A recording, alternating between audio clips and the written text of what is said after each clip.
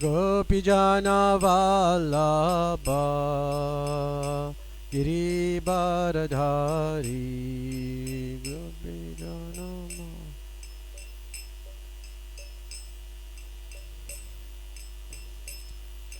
Yashodanandana Brajajana Ranjana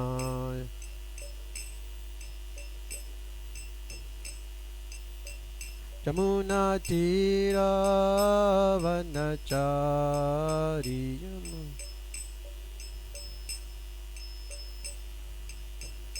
Jaya Radha Madhava Kunja Bihari Jaya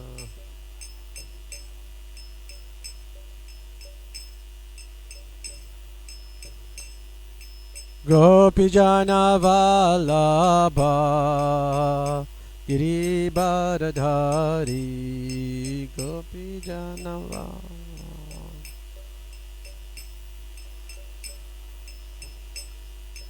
Yashodanandana Brajajana Ranjana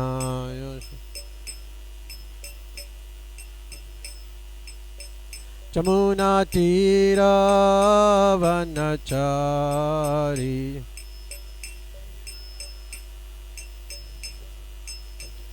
Jaya Radha Madhava Kunja Bihari Jaya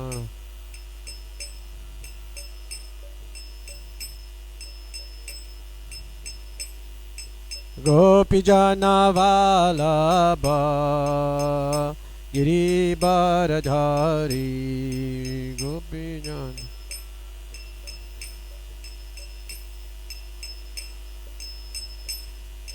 Yashodanandana Brajajana Ranjana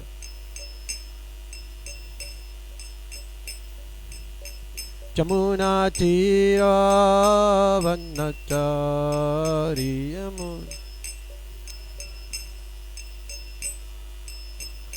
Jaya Radha Madhava Kunja Bihari Jaya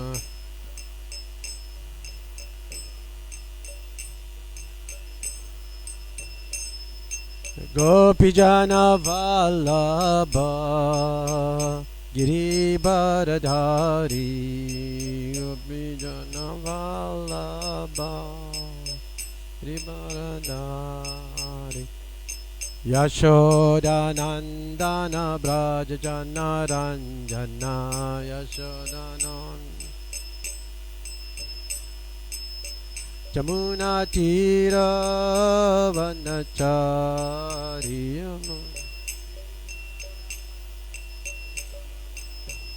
Yamuna Tira Vanachari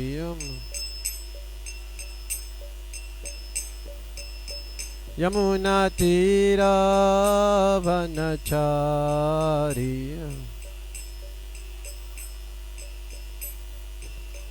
Yamuna Tira Vanachari Yamuna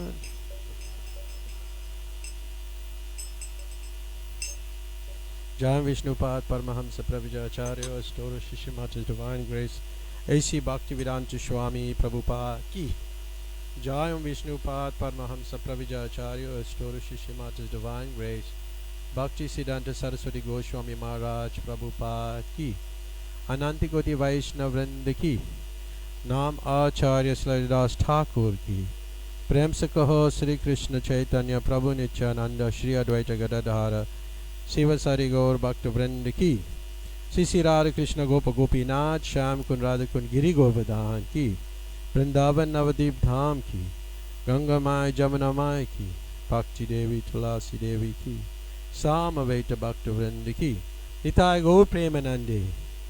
All glories to the assembled devotee. All glories to the assembled devotee. All glories to the assembled devotee. All glories to Shri Guru and Shri Gauranga. All glories to Srila Prabhupada. Srila Prabhupada ki. So,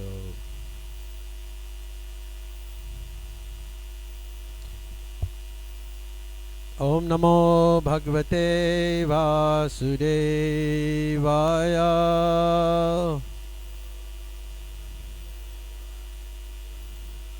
Om Namo Bhagavate Vasudevaya.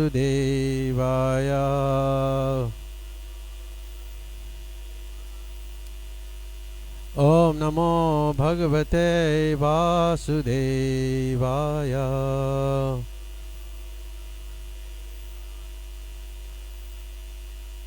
Hare Krishna to everybody. So, thank you very much for coming this morning. Kapanoga has come from Phoenix. Thank you for coming along. And we'll have a discussion on chapter 17. And these are all like technical subject matters, leading on to the 19th chapter. We are on the 17th chapter of Nectar of Devotion. This is the first time I'm giving a talk on this book here in the temple. And it's a very deep discussion, a deep topic, and I may not be so familiar with the subject matter, but we'll just try to discuss a little bit. And if you want to ask anything, just ask the question while we're going along, because we seem not to have time for that in the end. So, chapter 17 is dealing with the topic ecstatic love. It's called Bhava Bhakti, from the Bhakti Rasamrita Sindhu, and it's the third wave dealing with Bhava Bhakti. So we finished the first two waves, we are on the third wave. And but we must not ride the wave. This is a terminology in what do you call that? Surfing. But riding the wave is a topic that's discussed in the Madhurya Kadambini. Yeah. Huh? What are you saying, Rupanoga? Yes. Yeah. So as mentioned in chapter 2, the purpose of sadhana bhakti is to awaken bhava bhakti. So Srila Prabhupada explains, I'll just read a few paragraphs only, here and there from the book, and we'll try to explain the philosophy. Srila Prabhupada explains, in the previous chapter, the symptoms of devotional service were explained along with the instructions as to how we may execute devotional service with our present senses and gradually rise to the platform of ecstasy in spontaneous love. That's on page 131 in the paragraph. Yeah. And Srila Prabhupada says, within the stage of the regulative principles of devotional service, there are two divisions, namely executive and effective. And the effective portion of devotional service is called bhava or ecstasy. That's also mentioned on page 131 in the first paragraph. So sadhana is executive, and because it involves the executive of devotional practice, its rules, regulations.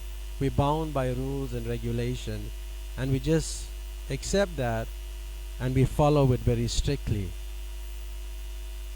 But bhava is effective because it is the effect of the practice. It is the effect of the practice. And Srila Prabhupada says that both sadhana and bhava are within the stage of regulative principles of devotional service. So you have come across this terminology very often, but there are. Let me ask you, what is the definition of pure devotional service? Anya Bilasita Sunyam, yes, but what jnana karma? Anukul. What it means? It must be favorable. It must be continuous, anushilanam,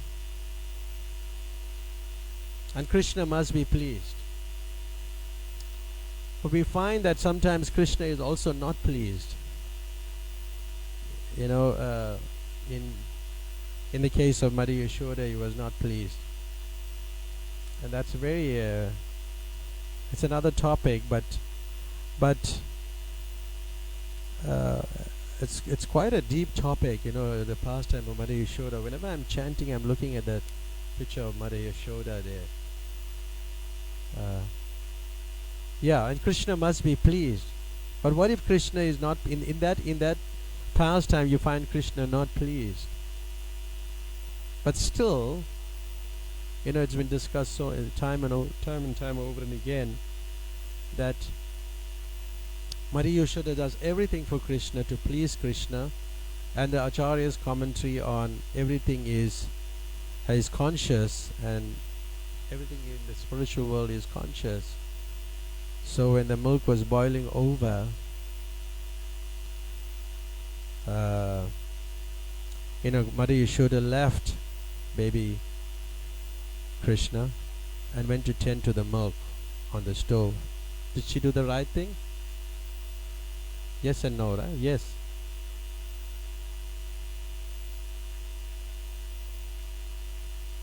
Yeah, the milk was also conscious, yeah.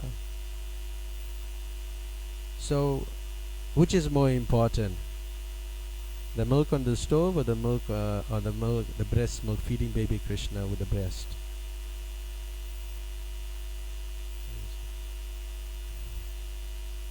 Both. Which is more important? Yeah, that's a good answer. But you know which is more important? Tending to the milk on the stove. Because the milk on the stove is a devotee. And serving a devotee is higher than serving Krishna. That's how you have to look at it. So with that in mind, having that background, that yes, you know, to rise to the platform of bhava, which will come towards the end, is by the mercy of the pure devotee, and we'll discuss it in the end. So because generally devotees are very conscious about serving Krishna, and we must be conscious and thorough. But I was just thinking this morning, you know, if supposing you doing the arti and a devotee collapses here,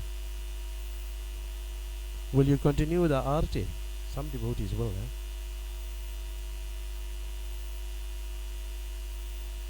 because like the answer you gave, you know. So it's important to note that yes, you know, the devotee is important. And what's that verse from the Padma Purana? Aradhanam Sharvisham Vishnu Aradhanam Param Tasmat Paratam Devi Tadiyanam Samarcharanam. Of all the types of worship, the worship of Vishnu is the highest. But higher than the worship of Vishnu are those things that are related to him. So the devotee is important. Now to access or to come to this level of bhava, you need the devotee. Because the devotee can give it to you. And then there's a discussion in the Nectar of Devotion, which is talking about the two divisions of pure devotional service. Devotional service executed with one's endeavors, and devotional service executed with one's emotions. There's two aspects. So I'll give you a breakdown. Executive endeavors that causes bhava, and effective endeavors that result from bhava. And then there's a definition of the characteristics of bhava bhakti, and that's, we're still on page 131, and we'll discuss a verse from the Chaitanya Charitamrita. Actually it's from the Nectar of Devotion. Rupa Goswami speaks about bhava bhakti. Suda sattva visheshatma prema surya amsu samyabha ruchabis chitta masmaya Krid aso bhava uchyate. And then that's in the Chaitanya Charitamrita also. When devotional service is situated on the transcendental platform of pure goodness, it's like a ray of sunlight of love for Krishna. So what happens? What's the result when you're on this platform? What happens? It causes the heart to soften, and there's various tastes and emotions, and that is called, well, Bhava Bhakti is emotions. So what is the primary characteristics of Bhava? So there's a very detailed description in the Chaitanya Charitamrita. I'll just explain it in a nutshell about Suddha Sattva. What is Suddha Sattva? Pure, yeah, but it's an internal potency. And what's its function? I'm a teacher, I like teaching, I like asking the question. What is its function? To revive that dormant love for Krishna. And that dormant love is like a seed. And that seed cannot grow without being touched by that sun's energy. Because the seed has to grow with light and heat and light. So similarly, the love of Godhead is like that seed that is lying dormant in the heart of every living entity. And it cannot grow without the Lord's own devotional energy, Suddha Sattva. So it's like that. So when the person is eager, and that eagerness, we must have that eagerness, we must run to catch Krishna. Because that eagerness has to be there. Sometimes we more still than the deity.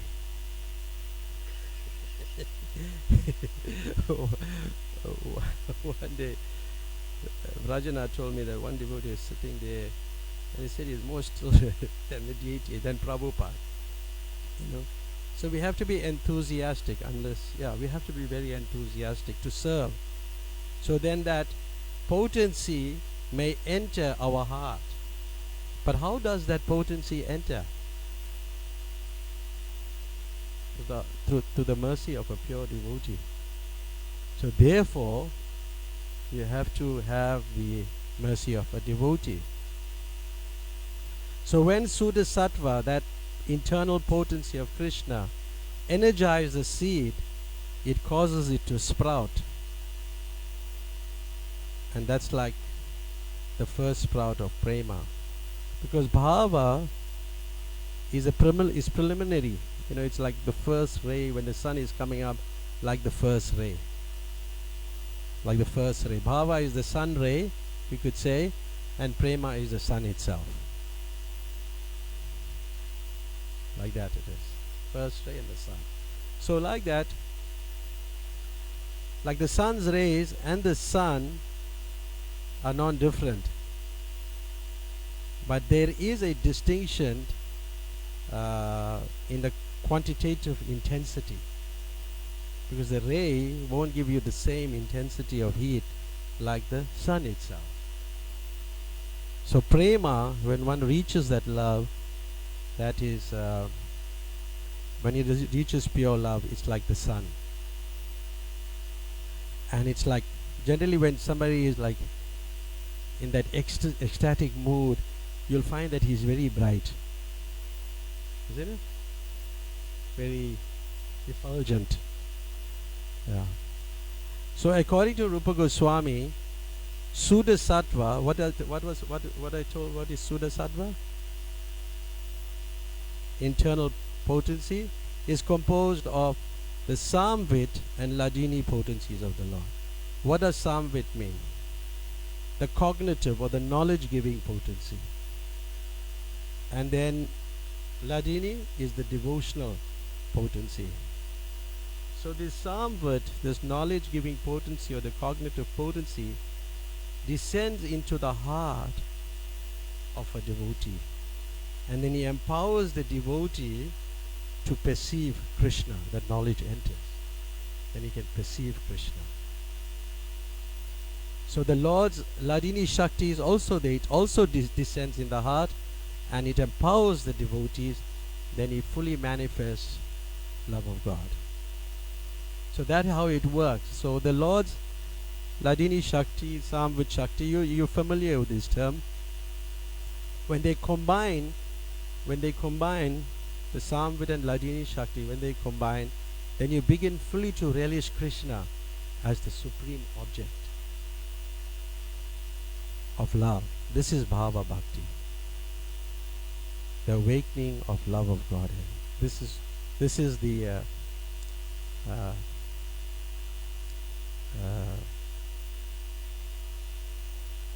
Bhava Bhakti. Yeah. So then there are secondary characteristics of Bhava, and the secondary characteristics of Bhava, it softens the hearts and it gives rise to various tastes. So if one's heart is not being softened, then he won't have access, or he won't be so ecstatic. Even if you like chanting for a long time, but if you have a hard heart, and how is that caused? What's the reasoning for that? Envy.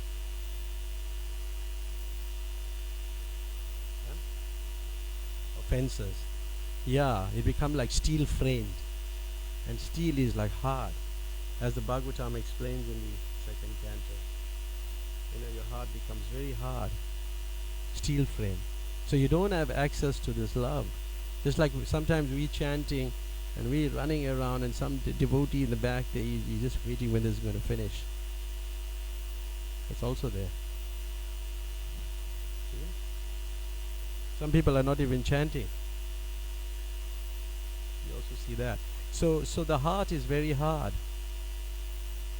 And the heart is changed by our emotions, and we all have emotions. And Prabhupada writes there in page 131, we're still on the first page. Explain in this connection, there is a statement in the Tantras that ecstasy is the first symptom of pure love for the personality of Godhead. And in that state, one is sometimes found shedding tears or shivering. The ecstatic symptoms.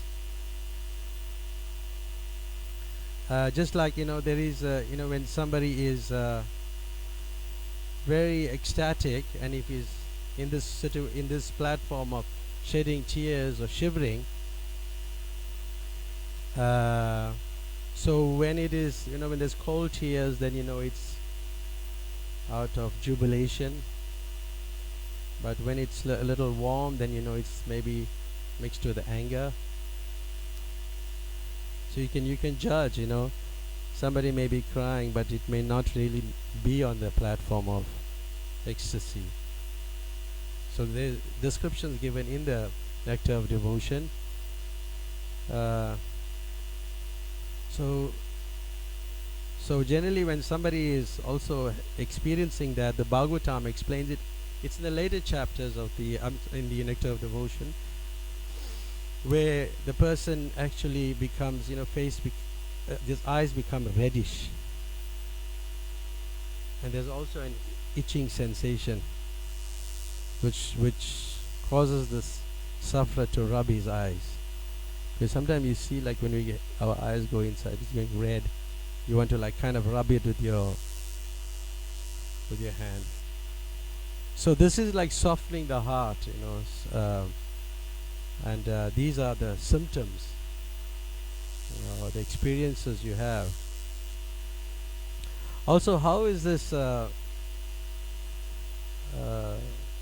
do you come to this platform, or how is explained in the later chapters? But I'll explain it here, because Rupa Goswami talks about having a strong Krishna conscious emotion. What it does, it agitates the heart. And when that strongly agitated mind, the mind is in the region of the heart, it disturbs the life air, because the mind is controlled by air. disturbs the life air. So what happened? It dislodges the life air and it contacts the various physical elements of the body, like what the body is made of: earth, water, fire, these different elements. So these disturbed elements then cause a physical symptom of spiritual ecstasy. So depending on which element it contacts, like in this case they were talking about shedding tears, and so if it contacts like the different elements, like if we come in contact with earth, then you'll be like stunned. If it comes in contact with water, then you're like shedding tears. Fire, perspiration, change of bodily color. Air, standing of hair on the end, faltering voice or trembling, like that. And ether, devastation. So that's discussed in the later chapters. I mention it because we're not going to do the later chapters. So it's not really, yeah.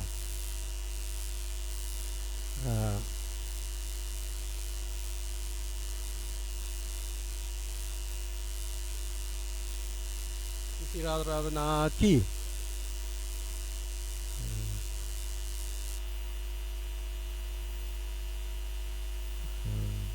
So I'll just read what Prabhupada says. In this quote, Srila Prabhupada first defines the primary characteristic of bhava by saying that ecstasy is the first symptom of pure love of Godhead. He then defines the secondary characteristic by saying that one's heart softened to such an extent that he is often found to be visibly moved by emotions. So in brief, the characteristic of a devotee on the platform of bhava is that his heart is very easily moved by Krishna conscious stimulation. Then he goes on to discuss the way Prabhupada, he took all the verses and he kind of like paraphrased it from the Bhakti Rasamrita Sindhu. This is just a summary that we're doing when we read Nectar of Devotion, but it's a very detailed book. And when you read the original text, you can, there are translations of it, you can read them. So then you come to the point of discussing giving rise to various tastes. And there are three kinds of tastes or devotional service that blossom when one achieves the stage of bhava. Actually there's two, but there's one Jiva Goswami mentioned. The desire to achieve Krishna and the desire to please Krishna with various services, and the desire to be close to the heart with Krishna.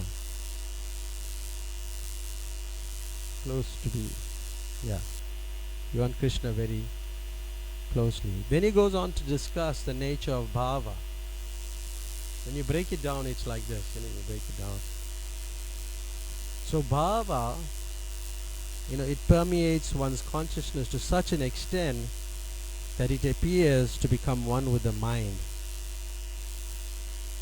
So it's quite an advanced stage, because when you look at the the various stages, it's not easy to come out to come even to the level of taste. It's not an easy thing. It's like quite an effort. I don't know, maybe some of your what level your taste?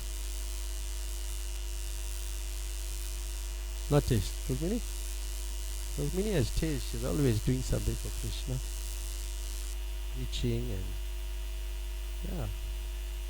But you have taste, but there's a lot of disturbances. We get sidetracked. We'll take the phone, we may do some other things with the phone and check here and there, and yeah. Then the nature of bhava is discussed. When it's like I didn't mention, like an iron rod placed in fire.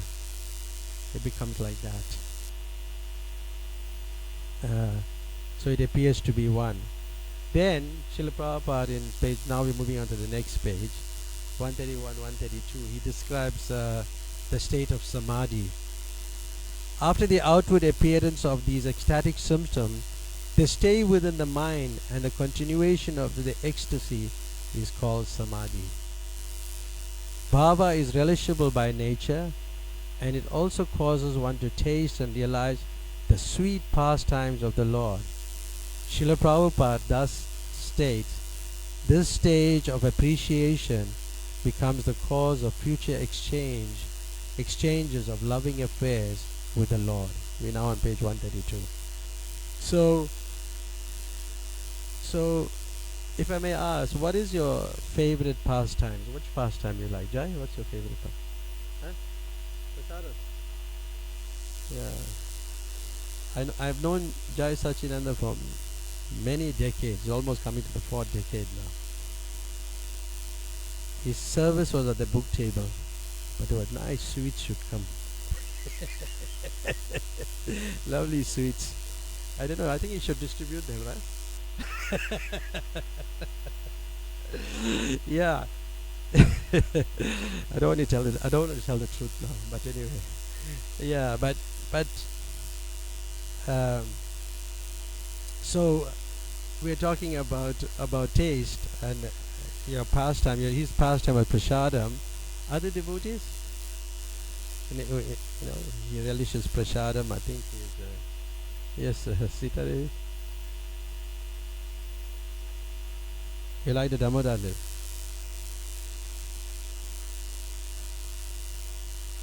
Oh.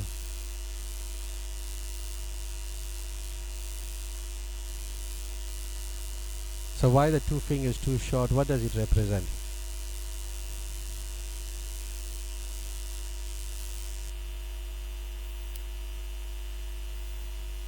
Yeah. Endeavor, huh? Have to endeavor, huh? One devotee asked Giriraj Maharaj that question. See, Giriraj Maharaj said, why are you asking that question? It wasn't you, Jaya. It was you, huh? Yeah, I heard it on the tape, from the air. Yeah. That's why I asked. So, yeah, so others, Tama? When we went to Tama's house, he was, I think, sleeping or something. Yeah? He was resting, huh? Dancing and Kirtan. Oh, Chaitanya Leela. Anybody else? Govardhana. All the Leela. Yeah. So people have different, they have, why I'm asking this, is that you're attracted to different pastimes. And nobody said the gopis yet, eh? Madhurya, I think Madhurya. Which pastime you like most? But generally, if somebody have a particular attraction to a pastime, that may indicate his relationship with Krishna. That may indicate his relationship with Krishna. But you can't say now, you mentally think, now, you know what, I like these gopis, So you force yourself to read about the gopis. That's not what we must do. Because that's also there. People will be forcing themselves to enter the pastime. So don't do that. Yes.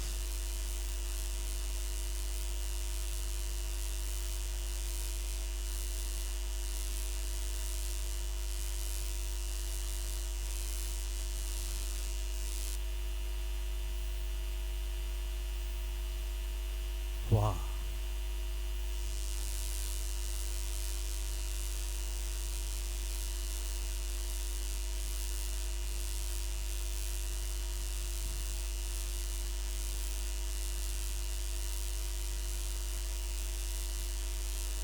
Yeah. But Prabhupada writes in the Chaitanya Charitamrita that if one is attracted to a particular pastime, it may indicate his sorrow. It's there in the purport. But that description of Akrura, I'm really touched by that because I gave a talk on that once and I was just taken aback. But all the stages, how he anticipates entering Vrindavan is just so touching. Yeah, it's very deep. Yeah, good. So you're a Vrindavan girl. Entering. Yeah, me too. I love Vrindavan. Yeah. So yes, yes.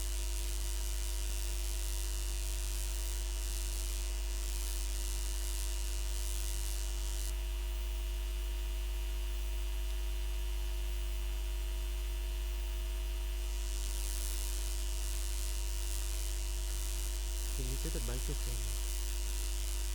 Yeah, yeah.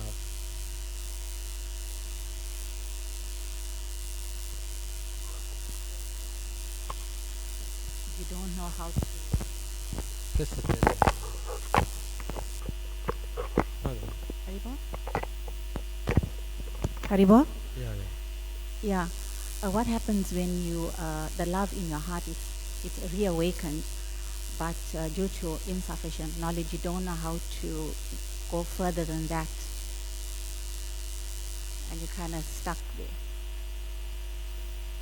You see, some people, just like lots of, even for myself, we just like giving information. Just like it's just information. It's not doesn't mean somebody who have lot of information they are transformed. Is that what you're leading to? Is if somebody have lots of information and they stuck with just being on that level of being informed or have this information, but they are not transforming. Is that what you want to know, or is it he's stuck on that level? You are stuck. You are stuck there. You want to move forward, but due to insufficient knowledge, you're not widely read of how to go further than that. Yeah. Yeah, but then you see, you always need help of a devotee. That's why this bhava is only can be given by a pure devotee. So even like if you're stuck on any level, then by the mercy of the pure devotee, you'll get access to it. Therefore, in the Harinam Chintamani and they discuss about chanting and various ways of chanting. You have to like chant in the association of Vaishnavas, chant in front of Tulsi Devi, and we do that in the morning. And if you're praying to Tulsi Devi, if you're stuck on a situation, if you're praying to Tulsi Devi, then she will give you that. She'll fulfill that desire for you to go higher. Like example is like we're having the Japa retreat in Drakensberg, and Giriraj Maharaj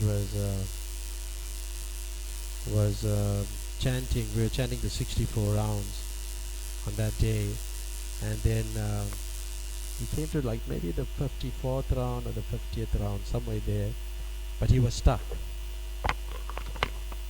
and he was stuck, and then he was thinking like what should he do, and then Giriraj was speaking to him, and the first time he ever said something like that. So in that case, the Lord was speaking to him, but the Lord said, you must walk around Tulsi Devi. That's what it was, right? So it's an interesting point that you'll expect it to be the other way around, to. So in some people who is more advanced, they may get that mercy from the Lord Himself, communicate to them. But for us as practitioners, we should just be with other devotees who are more advanced and try to get their mercy. So their ecstasy or it enters. You can just be in the presence of a devotee and then it'll come into your heart. It's like Bhaktivinoda Thakur describes that also, that the different stages of chanting. It's mainly, basically we have to chant properly to come to this level. This is what it is. And you give various, like you can, in the end, if you can cover your head and then you can chant inside. Long as most important, you must hear yourself attentively and it enters your heart. Hearing the holy name. So, is that a good, okay answer? Yeah. Because even there was a devotee who was passing away, he was also not very advanced devotee. In the life's final exam, that pastime is there. And the devotee was, various devotees were chanting, and Raghunath Swami spoke to him, and so many devotees were speaking to him. And finally, somebody placed the Shila on his, Govardhan Shila on his chest. And the person couldn't speak. He couldn't, he was very sick. But all of a sudden, he was chanting the holy name. And the doctor even couldn't believe it from somebody from this level. So he was stuck. And then he started chanting. And then he started saying, take your peace and go, take your peace and go. Because that's what he was, that's the information he was getting from Giriraj. Take your peace and go. So they couldn't understand. They're saying, well, what is it? To take Govardhan and go, or what is it? They were speculating. But then he left his body. And when he left his body, then they couldn't find that Shila on his chest anymore. Don't know where it went. So he went with Giriraj. But then after a few days, a lady came, it was in Mayapur. She said, the Shila came to my room. I don't know who it belongs to. So, yeah, does that make sense? Okay. Yeah. So then we were talking about, the cognitive. That's a good question, Sita Devi. Sita Devi is a long-standing devotee. We used to go on Sankirtan together. Yeah.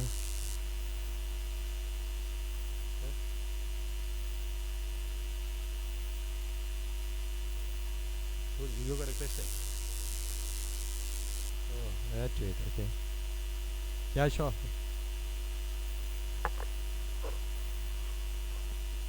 So Krishna speaks in Bhagavad Gita also, 10:10. What is that verse? Tesham saratam bhajatam priti bhajatam purva adamiyo buddhi yogam tam yena mam. vipayanti te. Yeah. That's a good, actually that's very good. Thank you, John. Yeah. And it's not a question of being a rocket scientist to understand Krishna. He says, even if one is illiterate, Krishna from the heart, he will help. Yeah. Krishna says, in the 15th chapter, I'm seated in everyone's heart. From me comes mata smriti dhyanam apanam cha. I'm seated. From me comes remembrance, forgetfulness, and knowledge. Yes. So the question of sincerity. Krishna appreciates our sincerity, honest effort to love him. Then it's not a question of being intelligent or academic, like that. One can, very simple. I was thinking about past time in the illiterate Brahmana was reading the Bhagavad Gita upside down, and people were going and they were making fun of him. And then Lord Chaitanya Mahaprabhu approached him, and he was appreciating the pastime where Arjuna is riding the chariot of Krishna, and says how wonderful is Krishna is. He's Bhakta Vatsal, he's serving his devotee, and that impressed him so much. He was touched by that. So when we appreciate Krishna, it's not a question of intelligence or academic knowledge. No. Also, we have to be cognizant of the previous advancement of the person, because you also have to be conscious of that, because sometimes people who have advanced previously, but in this life they may not be so practicing so nicely, but they may have a previous credit, so that has to be taken into account. So achieving bhava, we're good. Say more there. Achieving bhava, I just want to complete this chapter. Achieving bhava, there's two ways of achieving bhava. And what are the two ways? By ardent spiritual practice and the special mercy of a devotee, which we were speaking about. And mainly pure devotees, and that's in page 132, Prabhupada says, the way is by the mercy of Krishna or by the mercy of a pure devotee of Krishna. And Srila Prabhupada used the term, association with pure devotees. See, a pure devotee has no other business, but hearing and chanting about Krishna. So therefore, when you associate with the pure devotee, you can get so much. It's not that if you are with equals, therefore you must know where you are situated in spiritual life for you to make advancement. It's not that you just people always say, hey, you must associate with devotees, yes, but we can't associate all the time with equals. We have to associate with people who are higher than us to make advancement.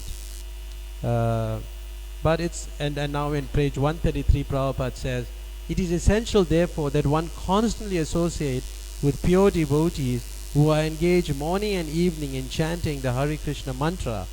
In this way one will get the chance to purify his heart and develop ecstatic pure love for Krishna.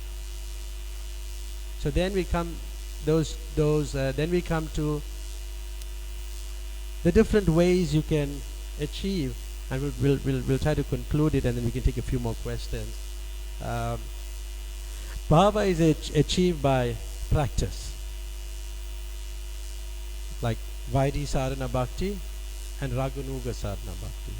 So what's Raghunath? Spontaneous. I think it's Giriraj Maharaj again asked the question to Srila Prabhupada, somebody asked, I forget, what is unconditional? We talk about unconditional love. You know that song, Jai? We have to ask Jai, he can complete it. Just give me that unconditional love, huh? So he's laughing already.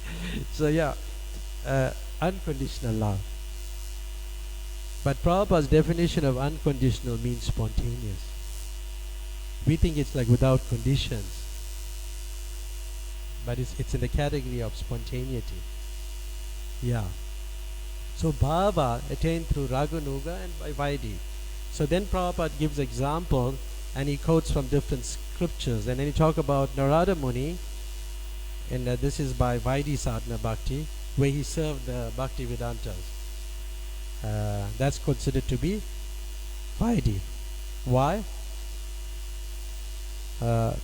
It was not based on specific attraction to Krishna, but by the obligation of the Shastra, the scripture. You get it? So it's like that. So that example was given, and serving great souls, he got the opportunity to hear Krishna Katha, Narada Muni, and but you can see from this example that even by Vaidhi Bhakti he reached Bhava. He reached that ecstasy. So by just following the rule, regulation, and follow the Shastra, the scripture, and serve the Vaishnavas, hearing the Katha, he reached that. And Srila Prabhupada explained, this ecstatic love is prior to pure love of Krishna, because in the next verse, Narada confirmed that by gradual process of hearing from great sages, he developed love of Godhead. He also speaks about hearing discourses from pure devotees, and Rupa Goswami quotes Kapila Dev, and I'll just read that translation. When a realized soul who is engaged in the service of the Lord is speaking, he has the potency to inject spiritual life within the audience. So if somebody is sitting here, he has that potency to inject that. One should therefore seek the association of pure devotee, such pure unalloyed devotees, and by such association and service, a neophyte devotee will certainly develop attachment, love of devotion for the Supreme Personality of Godhead. We're now on page 133 of the Nectar of Devotion. So then we come to Raghunuga. We spoke of Raghunuga, that's spontaneous. And then the example is given of the story of the lady Chandrakanti. She saw the deity of Krishna, which aroused her desire to dance with Krishna throughout the night. So here dancing is considered to be on the platform of Raghunuga Bhakti. Why? And she desired, she had these sentiments of the Ragatmikas, namely the gopis of Krishna. So she danced the whole night. What does it mean? She didn't waste a moment. She didn't take rest. So that reluctance to waste time is a symptom of bhava. So somebody is like doing it 24 hours. So that's Raghunuga. I'm remembering, Kadamba Maharaj led that kirtan in Phoenix. You were there? Huh? Yeah. Anyway, then by mercy, achieving bhava by mercy,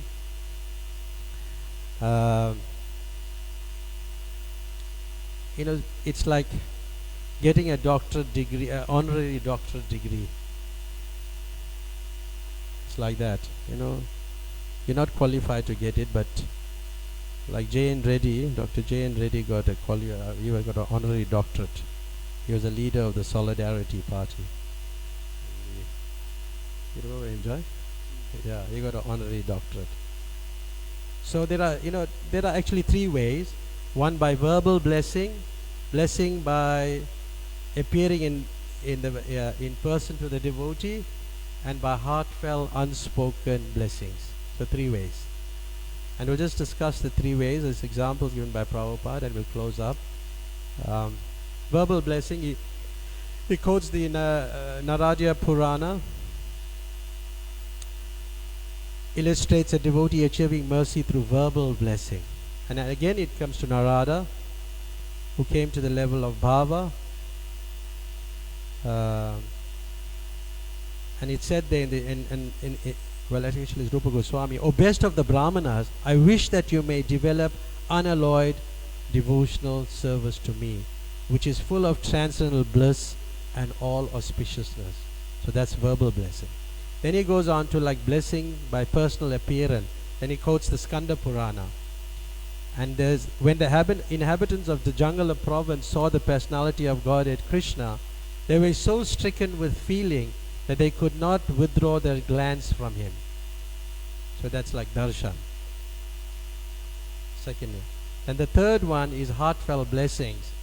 And then it's the Sukha Samhita is quoted, illustrates heartfelt blessing from Krishna.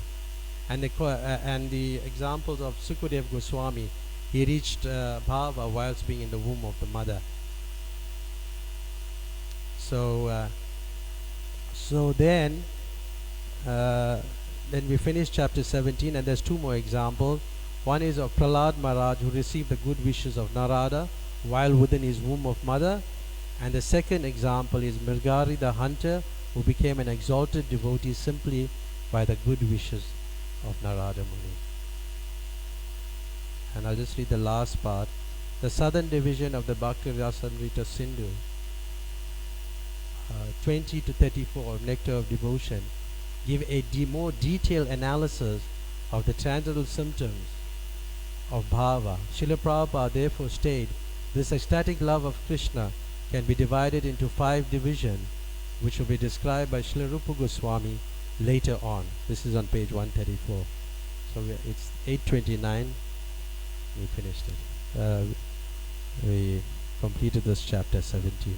But the next chapter discusses further on Bhava Bhakti, on the subject matter, and next week somebody else will do it. Any comments or questions? We can give the mic. Rupanuka always asks very nice questions also. We have a discussion on a Sunday few of us. Yeah. Hare Krishna. I'm just thinking about why specifically Narada Muni has been cited here. I'm just thinking about previously he was Upabarana in the heavenly planets, and he committed some offense and he fell to the material world to rectify himself. And the way to rectify, as you quoted, is by hearing the devotees and serving them. And he became free from that offense of being proud of being in the heavenly planets. Is that what it is, or it's different? Yeah, I haven't read that. You know, will you tell the last part again? I didn't get the last. No, I'm just wondering why specifically Narada Muni has been cited for this example of hearing. So I'm just reflecting on what he was previously. He was Upabarana, and he fell because he was proud of his position being in the higher planets. And to re-establish himself, what is quoted in Harinam Chintamani, to overcome inattentiveness, also it's similar to this point, where one has to hear and serve the devotees to become free from the offensive situation that he was in. See, inattention is called, the word is called pramada. Pramada means madness, actually. You know, inattention, it's like, it's like you're calling Krishna and then you walk away. That's like a mad person. When Krishna is coming, but then you...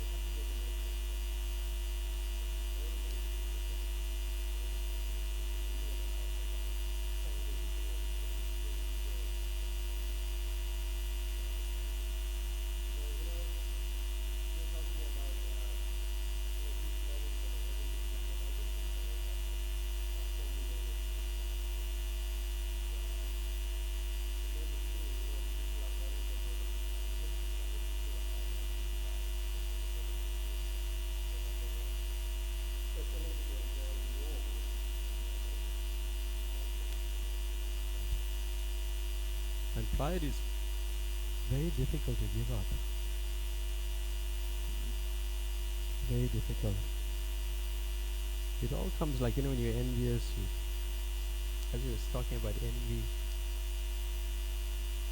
very dangerous, these qualities. You have to become free from it, but we're trying. Yeah. Anybody else want to add anything? Yes.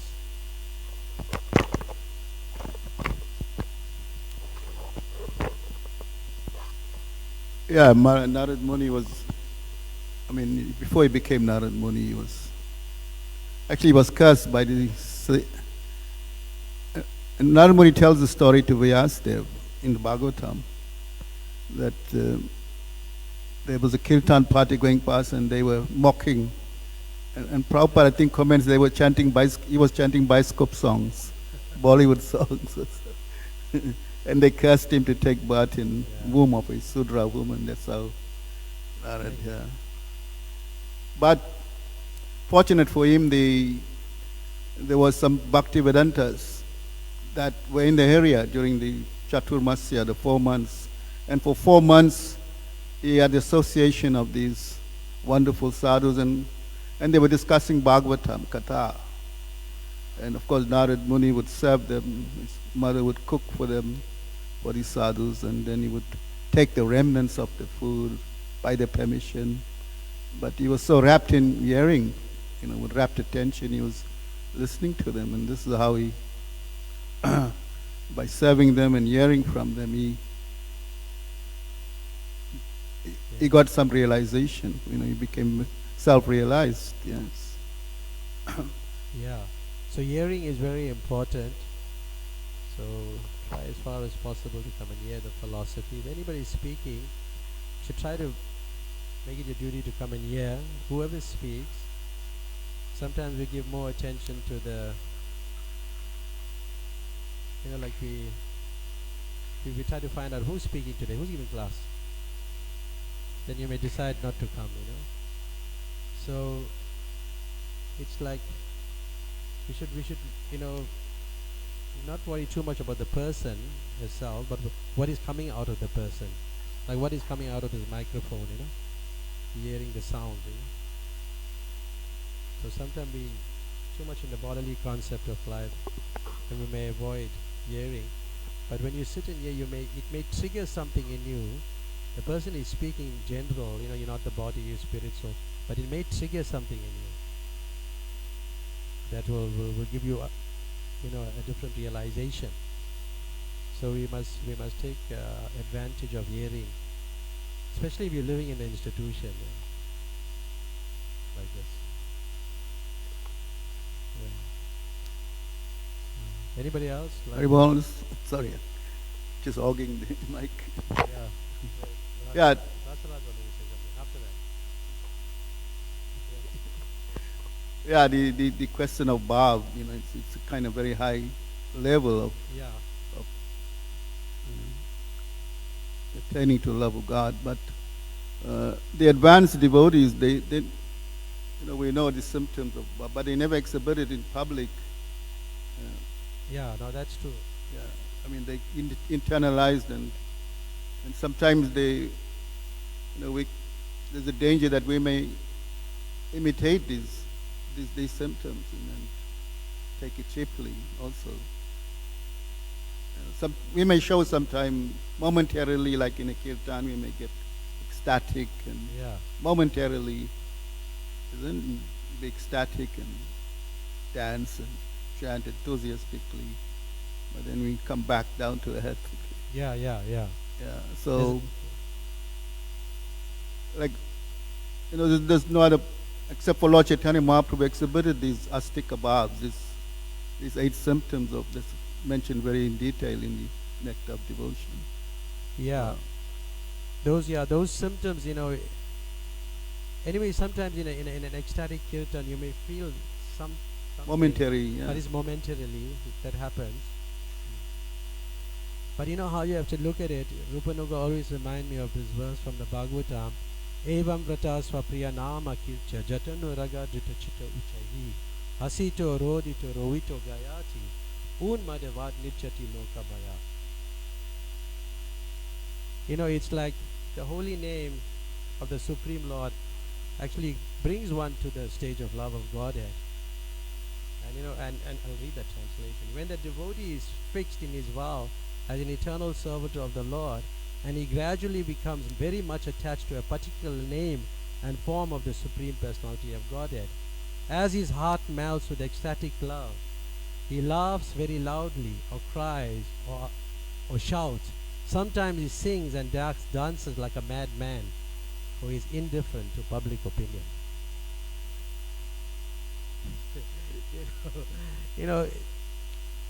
And then you might think, hey, these people are dancing like mad people. I've been doing it for like 37 or 38 years now, regularly doing it. But some people think this fellow is mad.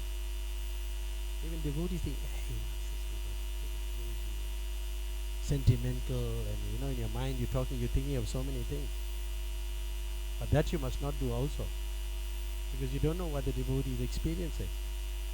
In this particular, next time when we get together, if we do, we can discuss this point from this purpose, because this is talking about Baba.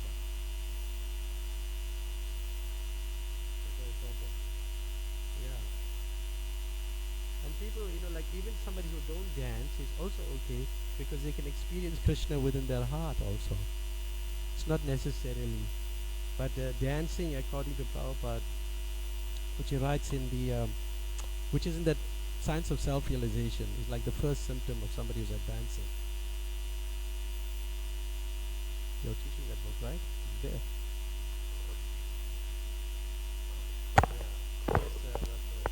No, just taking the cue from what Jaya Sachinanda Prabhu was saying earlier, I just reminded of the taking the cue from what Jaya Sachinanda Prabhu was saying earlier, I was just thinking of the verse Nitya Sadya Krishna Prema Sadya Kabunaya Savanade Sadachita Karyodaya.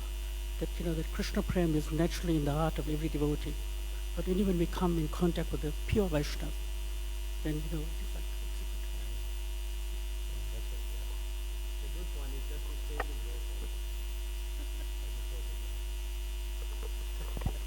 Yes, Rupanang, we'll take the last question. Rupanang. Oh. Hari Pavan, you want to ask something? You want to say something? No, just to follow up on Rasaraj Prabhu said, sometimes in a kirtan, it takes a certain kind of devotee to bring that out of you. You might be lying dormant in the kirtan, but when somebody shows that enthusiasm to chant, you get affected by it and you become unaware and you just become dragged into the kirtan. Yeah, I'd like to comment. We had Karama Maharaj Association right from the beginning, from the time it came here. And we had lots of programs to do. Chanting, dancing, you're aware of it, right? You'd come to our Namahacha. And it was a rainy night. And he reminded me at least about 3 or 4 times that kirtan was something else. And he told another devotee, he told Ishwara Puri. And even before he could leave, we were talking about it. Because that experience he had was something else. It was like lightning, we were just running like mad men. It was just another experience. And you meet some of those devotees, you can ask them about it. It was just another experience, So when you were with different devotees, you can have this experience. There's so many, I could tell you so many different pastimes. But thank you very much. I think we could stop here because we over time by 10 minutes. Hare Krishna. Prabhupada ki.